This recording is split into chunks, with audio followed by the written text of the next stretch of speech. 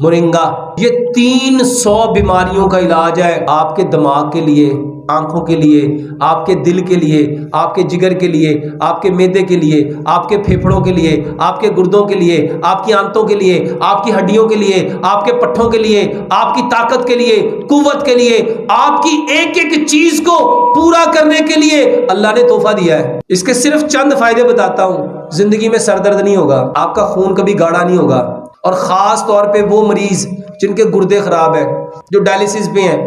جن کے جگر خراب ہیں، جن کے پیٹ میں پانی پڑا ہوا ہے، جن کے پیروں میں سویلنگ ہے، پاؤں سوج چکے ہیں، جن کی آنکھوں کے نیچے سویلنگ ہے،